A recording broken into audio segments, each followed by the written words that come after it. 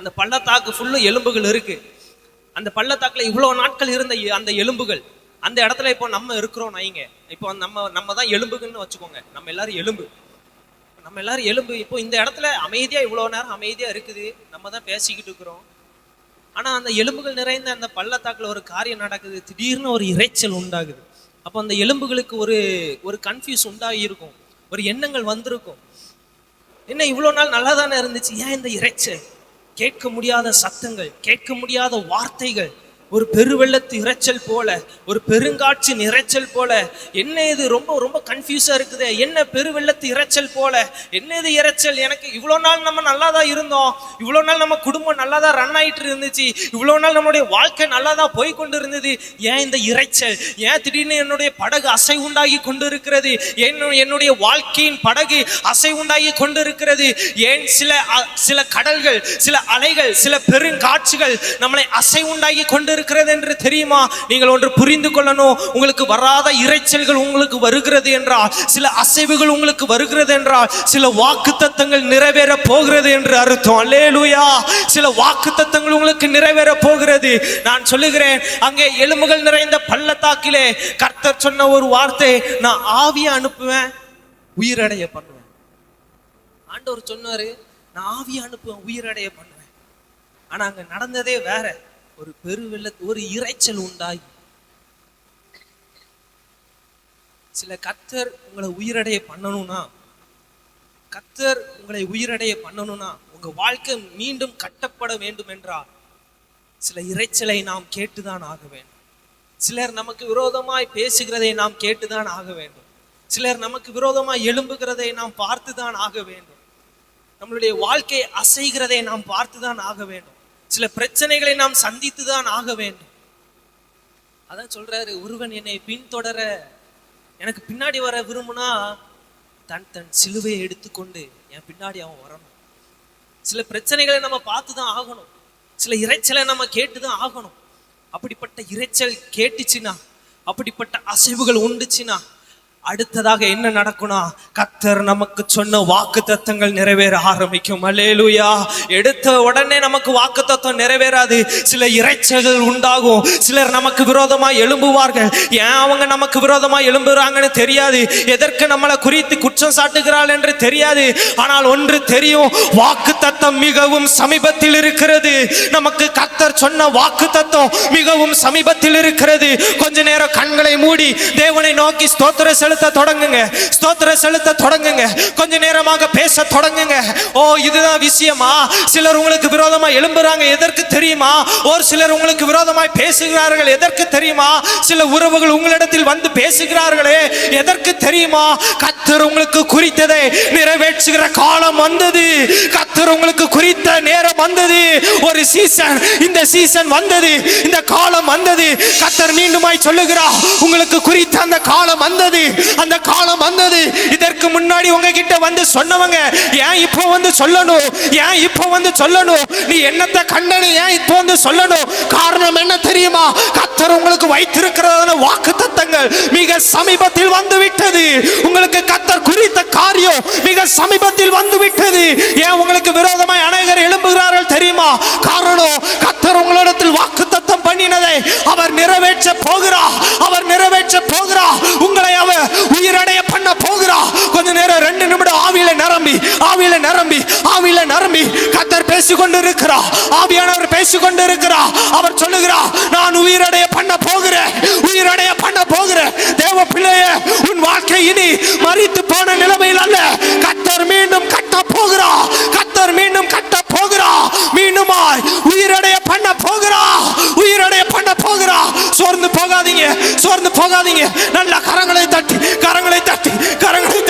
ஆண்டவர் சொல்லுகிறார். ஆண்டவர் ஒருவரை பார்த்து நிச்சயமாய் சொல்லுகிற வார்த்தை, உங்க வாழ்க்கையை உயிரடைய பண்ண போகிறார்.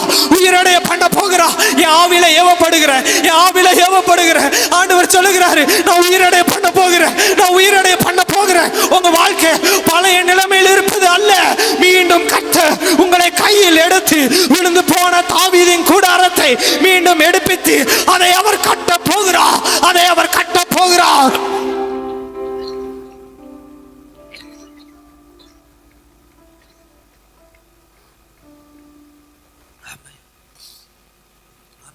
அவர் மீண்டும் கட்ட போகுது. வேடிக்கை பார்க்க வேண்டாம், வேடிக்கை பார்க்க வேண்டாம். தேவாவியானவர் உலாவி கொண்டு இருக்கிறார், அவர் உலாவி கொண்டு இருக்கிறார். ஏன் தெரியுமா தேவ பிள்ளைய வாழ்க்கையில இந்த இறைச்சலை நான் உண்டு பண்ணினேன்? ஏன் தெரியுமா சிலர் உங்களுக்கு விரோதமா எழும்புனாங்க? ஏன் தெரியுமா இவ்வளவு நாள் சந்தோஷமா போய் கொண்டு இருந்த இந்த குடும்ப வாழ்க்கை ஏன் திடீர்னு பிரிஞ்சிச்சு? நாங்க முன்னாடி சந்தோஷமா இருந்தோமே, ஏன் இன்னைக்கு பிரிந்து போனது? ஏன் என் வாழ்க்கை இப்படி ஆனது? ஏன் என் பிள்ளையின் வாழ்க்கை இப்படி ஆனது? காரணம் என்ன தெரியுமா? ஏன் ஆண்டவர் இதை அனுமதித்தார் தெரியுமா? ஏன் இத்தனை நாட்கள் இல்லாத போராட்டங்கள், ஏன் இத்தனை நாட்கள் இல்லாத பாடுகள் கர்த்தர் உங்கள் வாழ்க்கையை அனுமதித்திருக்கிறார் என்றால் சில வாக்கு தத்தங்கள் நிறைவேற பக்கத்தில் வந்து விட்டது. உங்களுக்கு கர்த்தர் சொன்ன வாக்கு தத்தங்கள் மிக பக்கத்தில் வந்து விட்டது. கர்த்தர் தெளிவாய் சொல்லுகிறார், இந்த இரைச்சல் எதற்கு தெரியுமா? இந்த அசைவு எதற்கு தெரியுமா? உன்னுடைய உலர்ந்த எலும்புகளை நான் ஸ்திரப்படுத்துவதற்காக, விழுந்து போன தாவீதின் கூடாரத்தை நான் மீண்டும் எடுப்பிட்டு கட்டுவதற்காக. ஓ, இந்த இரைச்சலை நான் உண்டு பண்ணினேன், இந்த அசைவை நான் உண்டு பண்ணினேன். நன்றி நன்றி நன்றி நன்றி. ஹல்லேலூயா ஹல்லேலூயா. எத்தனை பேர் நம்புறீங்க நம்ம வாழ்க்கையை அவர் உயிரடைய பண்ணுவா, அவர் உயிரடைய பண்ணுவா? நான் விசுவாசிக்கிறேன். தேவன் இந்த இடத்துல இந்த ஸ்தலத்திலே உலாவி கொண்டு இருக்கிறா, அவர் இந்த ஸ்தலத்திலே உலாவி கொண்டு இருக்கிறா. நான் விசுவாசிக்கிறேன், யாரோ ஒருவருடன் கர்த்தர் பேசி கொண்டு இருக்கிறா. உங்களை அவர் உயிரடைய பண்ணுவா, உங்கள் வாழ்க்கையை மீண்டும் உயிரடைய பண்ணுவா. நிறைய பேர் நமக்கு விரோதமா எழும்புனாங்கல்ல, நிறைய பேர் நமக்கு விரோதமா எழும்புனாங்கல்ல. ஒரு சிலர் உங்களுடைய விசுவாசத்தை குறைப்பதற்காண்டியே, கர்த்தர் மேல நீங்க இருக்கிற விசுவாசம், அவர் மேல நீங்க வச்சிருந்த அந்த அன்பு எப்படியாவது கீழே தள்ளணும் என்கிற எண்ணத்தோட வந்து சொல்லுவாங்க, இத்தனை நாட்கள் ஜெபம் பண்ணியே என்னத்தை கண்ட?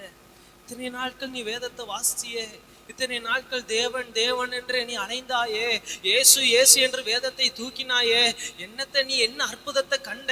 பழைய மனிதனா இருக்கிற, பழைய மனிதனா இருக்கிற, எங்க இருந்ததும் போனிச்சே, எல்லாம் இழந்து போன நிலைமையில் நின்று கொண்டு இருக்கிறாயே என்று ஒரு சிலர் உங்களிடத்தில் வந்து சொல்லலாம்.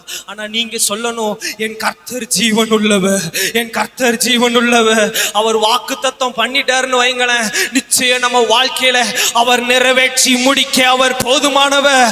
அவர் மரித்தா ஆன்றாலும் சதா காலங்களிலும் உயிரோடு இருக்கிற தேவன் அவர். உங்க வாழ்க்கையை நிச்சயம் மாற்றுவாருங்க, உங்க வாழ்க்கையை நிச்சயம் மாற்றுவார்.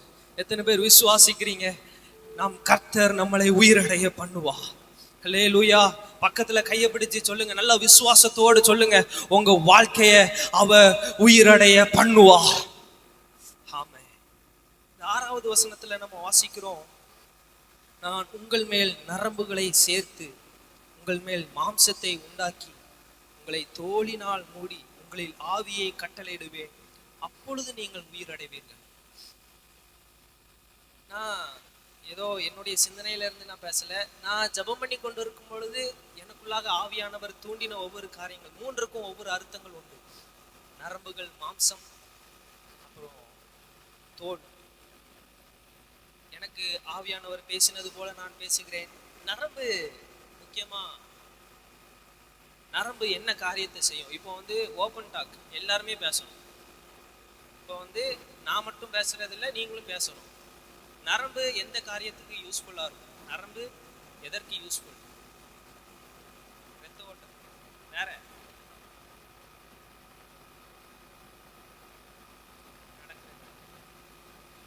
வேற டாக்டர்லாம் இருக்கிறாங்க, சொல்லுங்க. ரத்தத்துக்கா? சரி, ரத்த ஓட்டத்துக்கு அது மிகவும், நரம்பு மிகவும் ஒரு யூஸ்ஃபுல்லா இருக்கும் ரத்த ஓட்டத்துக்கு. அப்புறம் நரம்பு இன்னொரு காரியமும் செய்யும், கனெக்ட் ஆகும் பிரெயின்ல இருந்து. நான் இப்போ கையை தூக்குறேன்னா இது ஃபியூ செகண்ட்ஸ்க்குள்ள என் பிரெயின் வந்து சொல்லும், ஃபியூ செகண்ட்ஸ்க்குள்ள என் பிரெயின் வந்து இதுக்கு ஆர்டர் போடும், இப்போ கையை தூக்கணும் அப்படின்னு சொல்லிட்டு ஆர்டர் போடும். எது? ஃபியூ செகண்ட்ஸ்க்குள்ள. அப்போ அந்த பிரெயின் என்ன செய்யும்? அந்த நரம்பு எதற்கு யூஸ்ஃபுல்லா இருக்கும்னா இந்த மாதிரி கனெக்ட் பண்றதுக்காண்டி. அப்போ ஆண்டவர் இங்க முதலாவது சொல்லுகிறாரு, நான் உங்க மேல நரம்புகளை நான் சேர்ப்பேன், நான் நரம்புகளை சேர்ப்பேன். இந்த நரம்பு எதற்கு அடையாளம்னா, தேவனுக்கும் நமக்கும் இருக்கிறதான உறவுகள். ஆமே, இந்த கனெக்ஷன் எப்பொழுதும் இருக்கணும். அதான் ஆண்டவர் சொல்றாரு, இன்னைக்கு நம்ம மரித்து போகிறதற்கான நிலைமை எதற்கு தெரியுமா? ஏன் ஆண்டவர் முதலாவது நரம்ப சேர்க்கணும்? ஏன் முதலாவது ஆண்டவர் நரம்ப சேர்க்கணும்? அவர் கூட கனெக்ஷன் இல்லாத வாழ்க்கை செத்த நிலைமை தான். அதான் ஆண்டவர் முதலாவது நரம்பை சேர்க்கிறார். அல்லேலூயா. ஆமா, அதான் ஆண்டவர் முதலாவது நரம்பை சேர்க்கிறார். நான் சொல்லுகிறேன், நீங்க மரித்த நிலைமையில போல நீங்க வந்திருக்கலாம், உங்க வாழ்க்கையில மரித்த நிலைமை காணப்பட்டு இருக்கலாம். மீண்டும் உயிரடையணுமா? முதல்ல அவரோடு இருக்கிற கனெக்ஷனை சேர்த்துருங்க, அவர் கூட இணைஞ்சிருங்க. அதான் ஆண்டவர் சொல்றாரு, நான் நரம்புகளை சேர்த்து. நரம்பு கனெக்ஷனுக்கு அவர் சொல்றதை நம்ம செய்யணும். ஆமே, அவர் நம்ம கிட்ட சொல்ற காரியத்தை நம்ம செய்யணும். அதான் நரம்புகளை சேர்த்து அவர் கூட இருக்கிற அந்த கனெக்ஷன் எப்பொழுதும் நம்ம கூட இருக்கணும். அல்லேலூயா. நம்ம அடுத்ததாக காரியம், மாம்சத்தை உண்டாக்கி சரீரமாகிய கிறிஸ்து, சரீரமாகிய கிறிஸ்து இயேசுவை போல நம்ம வாழணும். அல்லேலூயா. இயேசுவை போல வாழணும். எத்தனை பேர் என் கூட இதை ஃபாலோ பண்ணி கொண்டு வரீங்க? எத்தனை பேருக்கு இது புரியுது? முதலாவது நரம்பு, அவரோடு இருக்கிற கனெக்ஷன் எப்பொழுதும் நம்ம கூட இருக்கணும். நம்ம இந்த இடத்த வெட்டினோம்னா என்ன ஆகும்?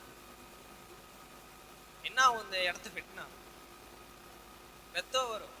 அந்த ரத்தம் வர்றத நம்ம ஒண்ணுமே செய்யல, ட்ரீட்மெண்ட் எடுக்கல, அப்படியே விட்டுட்டோம்னா அவுட்டு.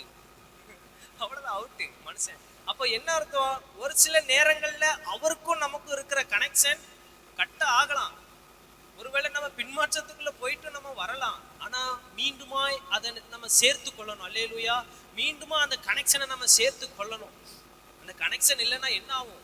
அவுட்டு, வாழ்க்கை அவுட்டு. அவ்வளவுதான். ஒண்ணு சரீரமும் அவுட்டு, ஆவியும் அவுட்டு, ஆத்மாவும் அவுட்டு.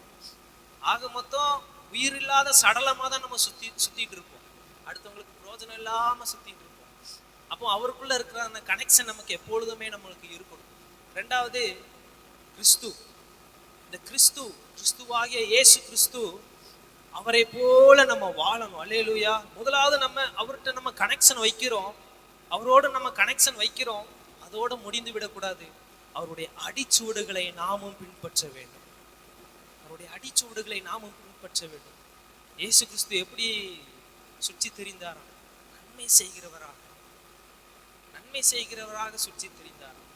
நிறைய பேர் நம்ம பேருக்கு கிறிஸ்தவர்களா இருக்கிறோம், ஆனா நன்மை செய்யணும்னு கேட்டா நமக்கு தெரிஞ்சவங்க, நமக்கு உதவி செய்யறவங்களை பார்த்து நம்ம நன்மை செய்வோம். ஆனா நம்ம யாரு நமக்கு மீண்டும் உதவி செய்ய மாட்டாங்களோ நம்ம அவங்கள தேடி உதவி செய்யணும். அல்லேலூயா. அப்படிப்பட்டவர்களுக்கு நம்ம உதவி செய்யணும். அதான் நம்ம அந்த ஆண்டவரை போல, இயேசு கிறிஸ்துவை போல நம்ம வாழணும். மூன்றாவது மிக முக்கியமான ஒரு காரியம், தோலினால் மூடப்படுகிற ஒரு அனுபவம். தோலினால் மூடப்படுகிற ஒரு அனுபவம். தோல் பொதுவா முக்கியமா எதற்கு யூஸ் ஆகும்? எதுக்கு இப்ப நமக்கெல்லாம் தோல் இருக்குது? எதுக்கு? கவர் பண்ணுவதற்கு, வேற சேஃப்டியா?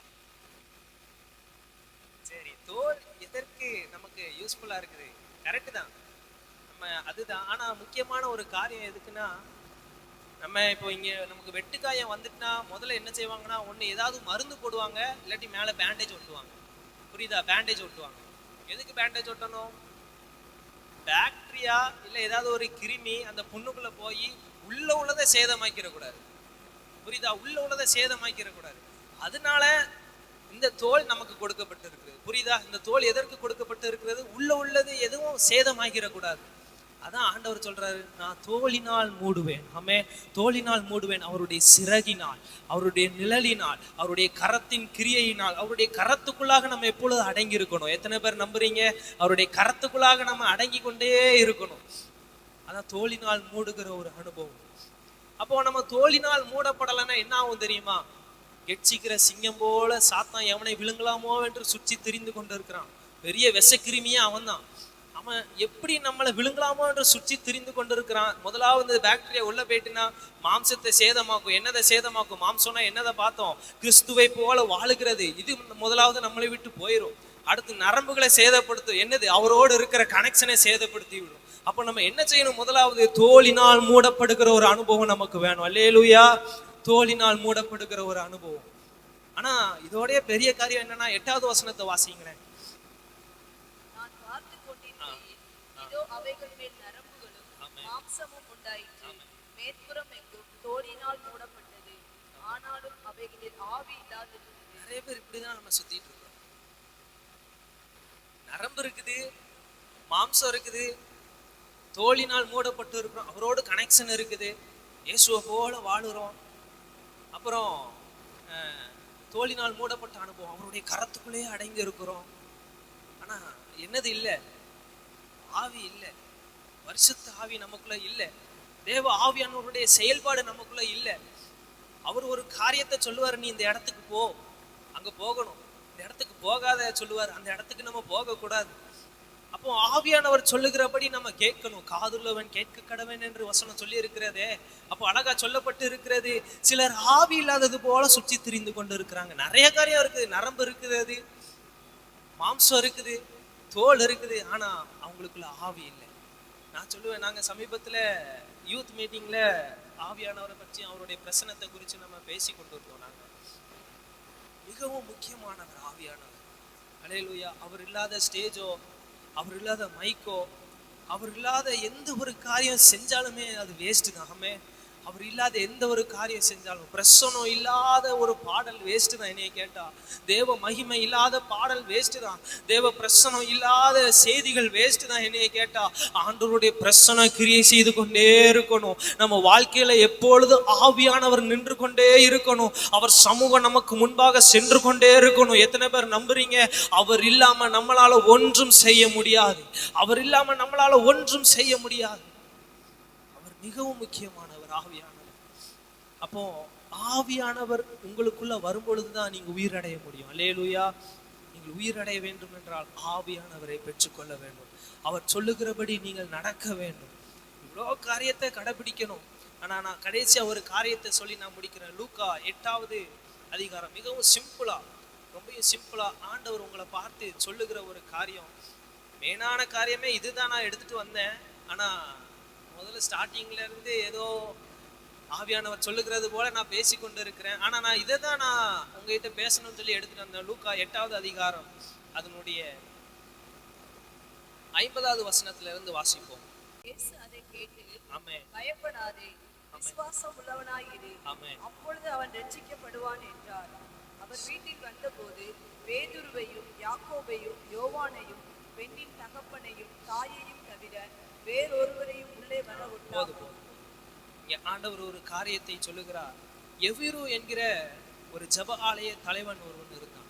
எவிரு என்கிற ஜப ஆலய தலைவன், அவனுடைய குமாரத்தி ஒரு கொடிய வியாதிப்பட்டு மரணத்திற்கு ஏதுவா இருக்கிறாள். நல்ல கவனிங்க இந்த சம்பவத்தை, மரணத்திற்கு ஏதுவா இருக்கிறாள்.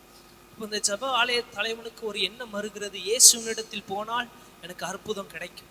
ஏசு கிறிஸ்து கிட்ட போனா, ஏசு கிறிஸ்து என் வீட்டுக்குள்ள வந்தாருன்னா என் மக சுகமாயிருவா, அவன் மீண்டுமா உயிர் தெழும்பிடுவா என்கிற ஒரு நம்பிக்கை அவருக்குள்ள இருந்துச்சு. அவர் போய் ஒவ்வொன்றையும் கேட்கிறாரு ஆண்டவர்கிட்ட, ஏசு கிறிஸ்து கிட்ட நின்று என் வீட்டுக்கு வாங்கங்கிறாரு. அவரும் சரின்றார். ஏசு கிறிஸ்துவும் வர்ற வழியில ஒவ்வொரு காரியமும் நடக்குது. பெரும்பாடுள்ள ஒரு ஸ்திரீ வாரா, அவருடைய வஸ்திரத்தின் ஓரத்தை தொடுகிறார். ஏசு கிறிஸ்து கேட்கிறார், என் வஸ்திரத்தின் ஓரத்தை தொட்டவன் யார்? என்னிலிருந்து வல்லமை புறப்பட்டதே. ஒவ்வொரு காரியமும் அப்படி நடக்குது. அங்க எவ்விருக்கு பக்கு பக்குன்னு அடிக்குது. நல்லா கவனிங்க, எவ்விருக்கு பக்கு பக்குன்னு அடிக்குது. என் மக கொடிய வியாதியினால் அவஸ்தைப்பட்டு இருக்கிறாரே, இன்னும் கொஞ்ச நேரத்துல மரித்து போயிருவா, அதுக்குள்ள ஏன் ஏசு கிறிஸ்து வீட்டுக்கு வந்துட்டாருன்னா அவ சுகம் அடைஞ்சிருவாளே அப்படி என்கிற ஒரு எண்ணம் அவருக்குள்ள இருக்கிறது. ஆனா 49வது வசனத்துல பார்க்கும் பொழுது, அவர் இப்படி பேசி கொண்டிருக்கையில் ஜெப ஆலய தலைவனுடைய வீட்டிலிருந்து ஒருவன் வந்து அவனை நோக்கி, உம்முடைய குமாரத்தி மரித்து போனால் போதகரை வருத்தப்படுத்த வேண்டாம் என்றார். இயேசு அதை கேட்டு ஒரு வார்த்தையை சொல்லுகிறார், பயப்படாதே, விசுவாசம் உள்ளவனாய். இன்னைக்கு உங்கள் அனைவரையும் பார்த்து ஆண்டவர் சொல்லுகிறார், பயப்படாதே, விசுவாசம் உள்ளவனாயிரு, பயப்படாதே, விசுவாசம் உள்ளவனாயிரு.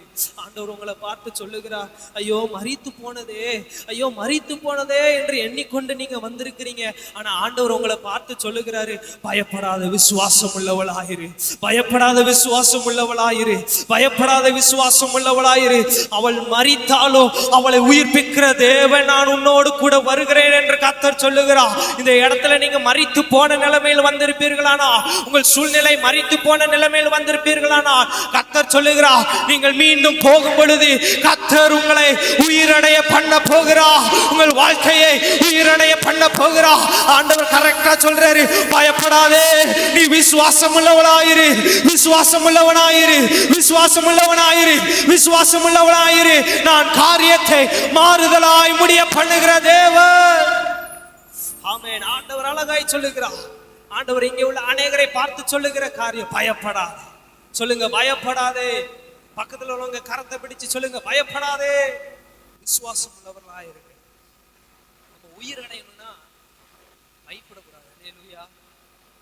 விசுவாசமா நம்ம எப்பொழுதும் இருக்கணும். ஆனா எங்கிட்ட இருந்து இந்த ஜப ஆலய தலைவனுக்கு செய்தி வந்துச்சான்?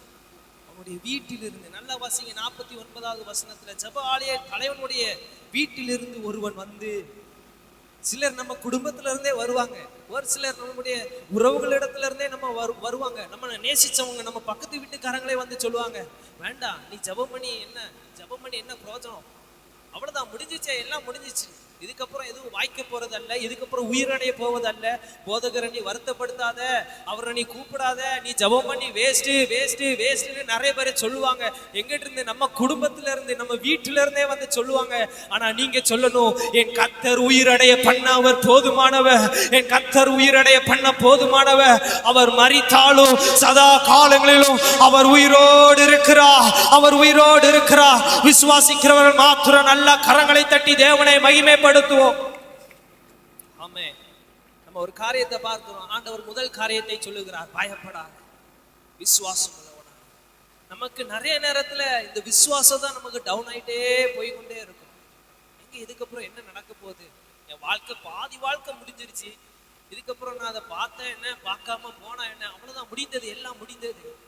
ஆண்டவர் சொல்றாரு, இல்ல, விசுவாசமா விசுவாசமா. ஆண்டவர் சொல்றாரு, இன்னும் நீ விசுவாசமா, இன்னும் விசுவாசமாயிரு, நான் காரியத்தை மாறுதலாய் வாய்க்க பண்ணுவேன். ஆமென். நம்ம தொடர்ந்து வாசிக்கும் பொழுது இன்னும் கடைசி மூணாவது ஒரு காரியம் 52, 53. அடுத்து அவளை குறித்து துக்கம் கொண்டாடுகிறதை கண்டு, அழாதேயுங்கள், அவள் மரித்து போகவில்லை, நித்திரையாய் இருக்கிறாள் என்றார். மரித்து போனான் என்று அவர்கள் அறிந்ததினால் அவரை பார்த்து நகைத்தார்கள். நல்லா கவனிங்க, எல்லோரும் அழுது அவளை குறித்து துக்கம் கொண்டாடி கொண்டிருக்கிறதை கண்டு, அழாதேயுங்கள், அவள் மரித்து போகவில்லை, நித்திரையாயிருக்கிறாள் என்றார். எல்லாரும் அழுது கொண்டு இருக்கிறாங்க, துக்கம் கொண்டாடி கொண்டு இருக்கிறாங்க, அழுது கொண்டு இருக்கிறாங்க, வேதனையா இருக்கிறாங்க. காரணம் என்ன? அந்த வாக்குத்தத்தம் நிறைவேறல, அவள் மரித்து போனால், எல்லாம் முடிந்த ஒரு சூழ்நிலை. நல்லா கவனிங்க, இந்த காரியத்தை கவனிங்க. வீட்டுக்குள்ள இயேசு கிறிஸ்து போகிறாரு, பார்க்கும் பொழுது முதலாவது பார்க்கிறாரு, அவங்க வீட்டில் உள்ள எல்லாரும் சுற்றி நின்று துக்கத்தோடு இருக்கிறாங்க, அழுது கொண்டு இருக்கிறாங்க. இதை பார்த்த இயேசு ஒரு காரியத்தை சொல்லுகிறாரு, நீங்க அழாதீங்க, அவன் நித்திரையா தான் இருக்கிறா அப்படிங்கிறார். ஆனா 53வது வசனத்துல பார்க்கும் பொழுது, இவ்வளோ நேரம் துக்கமா இருந்தவங்க, இவ்வளோ நேரம் அழுது கொண்டு இருந்தவங்க ஒரு காரியத்தை செய்யறாங்க, அவரை பார்த்து நகைத்தார். நான் ஒரு காரியத்தை சொல்லட்டா, உங்க கூடவே நின்று உங்களுக்காண்டி துக்கப்படுவாங்க தெரியுமா? எல்லாருமே உண்மையாவே துக்கப்படலை. உங்க கூட நின்று நிறைய பேர் நீங்க அழுகுற அந்த சூழ்நிலையில வந்து அழுறாங்க தெரியுமா? எல்லாருமே உண்மையா அழுறவங்க கிடையாது. உங்களுக்கு முன்னாடி அழுவாங்க, ஒரு சில சிச்சுவேஷன் வந்ததுக்கு அப்புறம் உங்களை பார்த்து சிரிச்சுட்டு போயிட்டே இருப்பாங்க. எல்லாருமே உங்க பக்கத்துல வந்து உங்களுக்காண்டி ஆறுதல் செலுத்துறவங்க கிடையாது. ஆனா கடைசி வரைக்கும் இந்த சம்பவத்துல இருந்தது இயேசு கிறிஸ்து மாத்திரம் தான். அல்லேலூயா. உங்களுக்கும் எனக்கும் கடைசி வரைக்கும் துணை நிற்கிறவர் அவர் மாத்திரம் தான், அவர் மாத்திரம் தான். நிறைய பேர் நம்ம கூட துக்கம் கொண்டாடுறது போல இருப்பாங்க, நம்ம அழும் பொழுது நம்ம கூட வந்து ஆறுதல் செலுத்துறது போல இருப்பாங்க. உங்க வாழ்க்கையில நிறைய பேரை நீங்க பார்த்திருப்பீங்க. ஆனா நம்ம கூட கடைசி வரைக்கும் இருக்கிறதுனா நம்முடைய இயேசு கிறிஸ்து மாத்திரம் தான். அல்லேலூயா. நம்முடைய இயேசு கிறிஸ்து மாத்திரம் தான் நம்ம கூட கடைசி வரைக்கும் இருக்கிறவர். இங்கே ஆண்டவர் ஒரு காரியத்தை சொல்லுகிறார். 54, 55வது வசனத்தை வாசிப்போம். எல்லாரையும் அவர் வெளியே போக பண்ணி, எல்லோரையும் அவர் வெளியே போக பண்ணி. மிக முக்கியமான ஒரு காரியம். யாரெல்லாம் வெளியே போக சொன்னார்? எல்லாரையும். முதலாவது யாரெல்லாம் வெளியே போக சொன்னாரு? துக்கம் கொண்டாடி கொண்டிருந்தவர்களையும், அழுதவர்களையும், நகைத்தவர்களையும். சில நேரங்கள்ல நம்மளுடைய இந்த ஆலயமாகிய இந்த சரீரத்துல சில துக்கங்கள் இருக்கலாம், சில அழுகைகள் இருக்கலாம், புலம்பல்கள் இருக்கலாம்.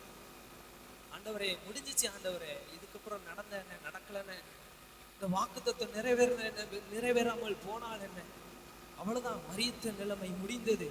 இதுக்கப்புறம் இது நடக்கிறதற்கு எந்த ஒரு சாத்தியமும் இல்லை. இதுக்கப்புறம் இது மறுபடியும் உயிரடைவதற்கு எந்த ஒரு சாத்தியமும் அல்ல. ஒருவேளை அப்படிப்பட்ட துக்கத்தோடு இருப்பீங்கன்னா இன்னைக்கு ஆண்டவர் சொல்றாரு, அவைகள் எல்லாவற்றையும் வெளியே போட்டுட்டு ஒரு விசுவாசத்தை உள்ள கொண்டு வாங்க. என்னைக்கும் இல்லை, ஒரு நாள் இல்லை, ஒரு நாள் என் கர்த்தர் என்னை மீண்டுமாய் கட்டுவா, என் கர்த்தர் மீண்டுமாய் என்னை கட்டுவா. இந்த விசுவாசத்தை நீங்க உள்ள வைக்கும் பொழுது கர்த்தர் நிச்சயமாகவே உங்கள் நம்பிக்கை வீண் போகாதபடிக்கு கர்த்தர் மீண்டுமாய் உங்களை கட்ட அவர் போதுமானவர். கவனிங்க, ஆண்டவர் ஒரு காரியத்தை செஞ்சாரு. அவர்கள் எல்லாரும் வெளியே போக பண்ணி ஆண்டவர் சொன்னார்ல, விசுவாசம் உள்ளவனாய். துக்கத்தை வெளியே எடுத்து போட்டுருங்க, பிரச்சனையை வெளியே எடுத்து போட்டுருங்க. அந்த பிரச்சனையை குறித்ததான அந்த வேதனைகள், அந்த அழுகைகள், அந்த புலம்பல்கள், தனி அறையில தேவனோடு கூட அந்த பிரச்சனைகளை குறித்து நீங்க ஏங்கி கொண்டு இருக்கலாம், அவரோடு கூட நீங்க பேசி கொண்டு இருக்கலாம். சிலருக்குலாம் படுக்கை அறையில தலைவாணி ஃபுல்லும் கண்ணீரால் நிறையப்பட்டது போல காணப்பட்டு இருக்கலாம். ஆண்டவர் சொல்றாரு, அப்படிப்பட்ட வேதனைகளை, அப்படிப்பட்ட துக்கத்தை உங்களுடைய இருதயத்திலிருந்து வெளியே எடுத்து போட்டு ஒரு விசுவாசத்தை உள்ள வைங்க. என் தேவன் என்னை மீண்டும் கட்டுவா, என் தேவன் என்னை மீண்டும் எழும்பச் செய்வா, அவர் என்னை மரித்தோரிலிருந்து அவர் என்னை மீண்டும் எழும்ப செய்ய அவர் போதுமானவராய் இருக்கிறார் என்ற விசுவாசத்தை நீங்கள் உள்ளே வைக்கும் பொழுது அவர் பெரிய காரியங்களை செய்ய போதுமானவர். ஆண்டவர் இங்க ஒரு காரியத்தை சொல்லுகிறார், அவளுடைய கையை பிடித்து பிள்ளையே எழுந்திரு. இப்ப நம்ம எல்லாரும் எழுந்திருப்போமா? எல்லாரும் எழும்பி நின்று தேவனை நோக்கி கொஞ்ச நேரமாக பேச போகிறோம். ஆண்டவர் ஒரு சிலரை பார்த்து சொல்லுகிற ஒரு காரியம், பயப்படாதே, விசுவாசம் உள்ளவளாயிரு. பயப்படாதே, விசுவாசம் உள்ளவளாயிரு. விசுவாசம் உள்ளவளாயிரு. கர்த்தர் சொல்லுகிறார், விசுவாசம் உள்ளவளாயிரு, விசுவாசம் உள்ளவளாயிரு. வேண்டாம் அந்த கண்ணீர் வேண்டாம், அந்த புலம்பல்கள் வேண்டாம், அந்த துக்கங்கள் வேண்டாம். ஓ, ஆண்டவர் சொல்றாரு, நான் மீண்டுமாய் கட்டுவேன், நான் மீண்டுமா கட்டுவேன், நான் மீண்டுமாய் கட்டுவேன். ஆண்டவர் உங்களை உயிரடைய பண்ண போகிறா. எத்தனை பேர் விசுவாசிக்கிறீங்க? ஆண்டவர் உங்களை உயிரடைய பண்ண போகிறா, உங்க வாழ்க்கையை உயிரடைய பண்ண போகிறா. எல்லாரும் கண்களையும் மூடி இருந்த நிலைமையில, அங்க எல்லாரும் துக்கம் கொண்டாடி கொண்டிருந்த அந்த நேரத்துல, எல்லாரும் அழுது கொண்டிருந்த அந்த நேரத்துல இயேசு கிறிஸ்து ஒரு காரியத்தை செய்கிறார். அவளுடைய கையை பிடித்து பிள்ளையே எழுந்திரு என்றார். இன்னைக்கு கர்த்தர் அநேகருடைய கரத்தை கர்த்தர் பிடிக்க போகிறார், அநேகருடைய கரத்தை கர்த்தர் பிடிக்க போகிறார். உங்களை மீண்டுமாய் உயிரடைய பண்ண போகிறார், மீண்டுமாய் உயிரடைய பண்ண போகிறார். இது உங்களுடைய நேரம். நீங்க பேச தொடங்குங்க, நீங்க பேச தொடங்குங்க, அவரிடத்துல நீங்க பேச தொடங்குங்க. ஆண்டவரே, இந்த பெருவெள்ளத்தை இரைச்சல் நீர் உண்டு பண்ணினதற்காக நன்றி சொல்லுங்க. ஆண்டவரே, நிறைய பேர் எங்களுக்கு விரோதமாக எழும்பினதற்காண்டி நன்றி. ஆண்டவரே, வாக்குத்தத்தங்கள் மிக சமீபத்தில் இருக்கிறது, வாக்குத்தத்தங்கள் மிக சமீபத்தில் இருக்கிறது. ஆண்டவர் சொல்லுகிற ஒரு காரியம், ஆவியானவர் உணர்த்துகிற ஒரு காரியம், நான் உயிரடைய பண்ணுவேன், நான் உயிரடைய பண்ணுவேன். நான் உங்களிடத்தில் ஆவியை அனுப்பும் பொழுது நீங்கள் உயிரடைவீர்கள், நீங்கள் உயிரடைவீர்கள். நீங்க பேசுங்களேன், நீங்க பேசுங்களேன். இந்த மைக்கு சத்தத்தை கேட்க வேண்டாம், இந்த மைக்கு சத்தத்தை கேட்க வேண்டாம். இரண்டு கரத்தை உயர்த்தி ஆண்டவரை நோக்கி, ஆண்டவரே நன்றி அப்பா, thank you Jesus. உயிரடைய வேண்டுமே, உயிரடைய வேண்டுமே, உயிரடைய வேண்டுமே, உயிரடைய வேண்டுமே.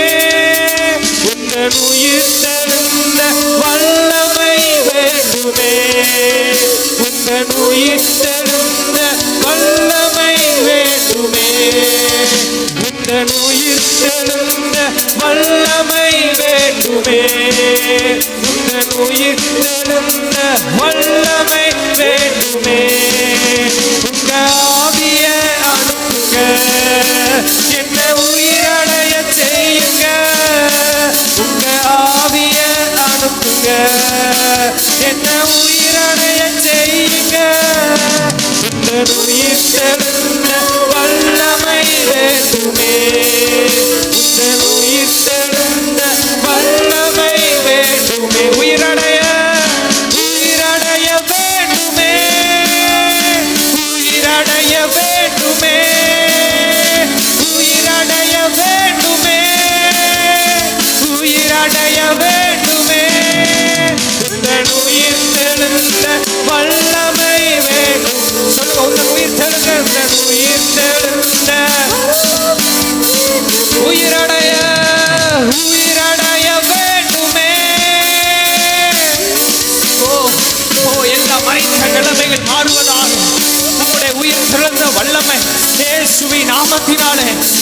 காலம் முழுவதும் மறித்த நிலைமையில் வந்திருக்கிற ஒருவரோடு என் கர்த்தர் மறித்த நிலைமையை மாற்ற போதுமானவர். ஆண்டவரே நீர் உள்ளாவுங்க, ஆவியானவர் உள்ளாவுங்க, ஆவியானவர் உள்ளாவுங்க. மறித்த நிலைமை சில இறைச்சல்களை கர்த்தர் உண்டு பண்ணினது, உங்களுக்கு வாக்குத்தத்தம் பண்ணினதை கர்த்தர் நிறைவேற்ற போகிறா. சில உலர்ந்த எலும்புகளை கர்த்தர் நிர்மூலமாக்க போகிறா. கர்த்தர் உன்னை நித்தமும் நடத்தி மகா வறட்சியான காலங்களிலும் உன் ஆத்மாவை திருப்தியாக்கி உன் எலும்புகளை நிர்மூலமாக்குவா. நீ நீர்ப்பாய்ச்சலான தோட்டத்தை போலவும் வற்றாத நீரூற்றை போலவும்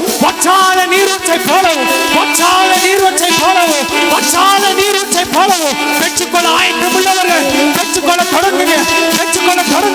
கர்த்தர் சொல்லுகிறார், நான் உயிரடை பண்ணுவேன். கர்த்தர் ஒரு சில கரத்தை பிடித்து சொல்லுகிறார், எழுந்திரு. கர்த்தர் ஒரு சில கரத்தை பிடித்துக் கொண்டிருக்கிறார். உங்கள் வாழ்க்கையை கர்த்தர் பிடித்துக் கொண்டிருக்கிறார். எழுந்திரு பிள்ளையே, உன் தூசியை உதறிவிட்டு எழுந்திரு. இனி அசந்த உன் வழியாய் வருவது அல்ல. அவன் இனி உன் வழியாய் வருவதல்ல. உன் தூசியை உதறிவிட்டு எழுந்திரு. இதோ இரு பூமியையும் காரிருள் ஜனங்களை மூடும். கர்த்தர் உன்மேல் உதிப்பா.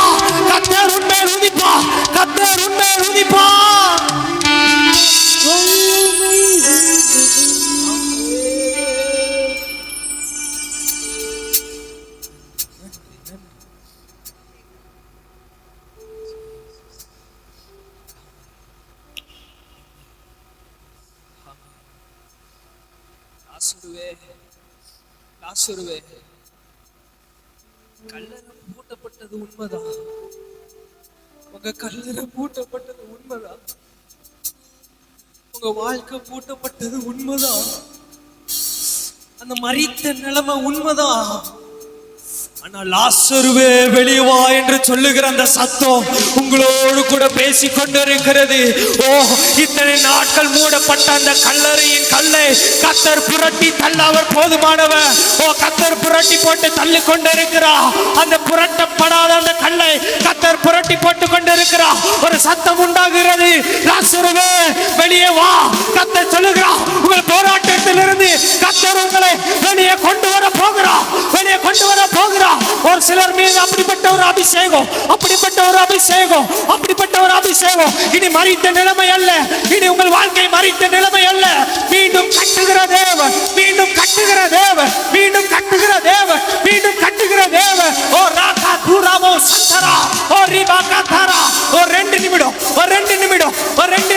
நல்ல ஆவில நிரம்பி ஓ ராபாகா தாராபா, ஓ ரிபா சந்தரே ரிகா தூராமோ சந்தடா, ஓ ரியா தரமோ ரியா கதரமோ, ஓ ரிபாகா தாராபா சந்தரே. லாசருவே 4 நாட்களானது உண்மைதான். சரீரம் நாறி போனது உண்மைதான். இல்ல ஒரு வார்த்தை உண்டாகிறது, நான் உன்னை எழுப்ப போதுமானவர். உன் வாழ்க்கையை கட்ட போதுமானவர். உங்கள் பிள்ளையின் வாழ்க்கை கர்த்தர் மீண்டுமாய் கட்ட அவர் போதுமானவர்.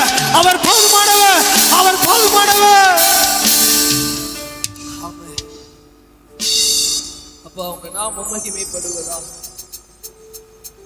நீங்க இடைப்பட்டதற்காக நன்றி அப்பா. இது என்னோடு கூட பேசினதற்காக நன்றி ஆண்டவரே. நீ பேச சொன்ன வார்த்தைகளை பேசியிருக்கிறார். நீங்க மகிமைப்படணும்ப்பா. நான் சிறுகணும், நீங்க பெருகணும்.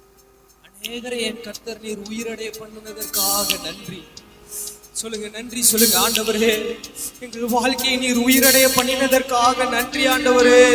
இந்த மரித்த நிலைமை மாறினதற்காக நன்றி ஆண்டவரே. சந்தோஷங்கள் மீண்டுமாய் வந்ததற்காக நன்றி ஆண்டவரே. சமாதானம் மீண்டும் வந்ததற்காக நன்றி ஆண்டவரே. எங்களை நீர் உயிரடைய பண்ணினதற்காக நன்றி. நல்ல கரங்களை தட்டி தேவனை மகிமைப்படுத்துவோம். ஆண்டவரே, ஆண்டவர் உயிர் கேட்கிற ஆவியானவர் நம்மளை இன்னைக்கு உயிர்ப்பித்ததற்காக ஸ்தோத்திரம். எல்லா கரங்களை தட்டி ஓ ராகாத்தா ரபாலபா வந்த ஒவ்வொருவர் மேல் உங்க பிரசனத்தின் மகிமை மூடுவதாகப்பா. பாதுகாக்கிற கரம் மூடுவதாக, கிருபை சூழ்ந்து கொள்வதாக. ஆண்டவரே, பிள்ளைகள் வாழ்க்கையில கர்த்தர் அற்புதங்களை செய்வீராக. ஆண்டவரே, கற்பத்தின் கனிகள் ஆசீர்வதிக்கப்படட்டும். மரித்து போன கற்பங்களுக்குள் ஜீவன் உண்டாவதாக. இயேசுவின் நாமத்தினால திருமண தடைகள்லாம் மாறுவதாக. பிள்ளைகளுடைய காரியத்தில் கர்த்தருடைய பிரசன்னம் இறங்கட்டும்பா. எதிர்பார்த்த நன்மைகள் உண்டாகட்டும். கடன் பிரச்சனை விடுதலை உண்டாகட்டும். சரீரத்தில் ஒரு புதிய பலன், புதிய அபிஷேகம் உண்டாகட்டும்பா. இப்பொழுது சுகமளிக்கிற நதி, சுகமளிக்கிற வல்லமை ஓ ராகா தராபோ கர்த்தருடைய வல்லமை மூடுவதாக. கர்த்தர் சுகத்தை கொடுங்க, பாதுகாத்துக் கொள்ளுங்க. வந்த ஒவ்வொருவரையும் உயர்த்தி மேன்மைப்படுத்துங்கப்பா. செய்து கொடுத்த மகனை இன்னாண்டவரே கிருபைக்குள்ள மூடி மறைத்துக் கொள்ளுங்க, பாதுகாத்துக் கொள்ளுங்க. இயேசுவின் நாமத்தில் ஜெபிக்கிறோம் எங்கள் நல்ல பிதாவே. ஆமென், ஆமென். எல்லாம் சேர்ந்து சொல்லலாமா? என் ஆத்துமாவே கர்த்தரை ஸ்தோத்திரி, என் முழு உள்ளமையுடைய பரிசுத்த நாமத்தை ஸ்தோத்திரி. என் ஆத்துமாவே கர்த்தரை ஸ்தோத்திரி, கர்த்தர் செய்த சகல வார்த்தை மறவாதே.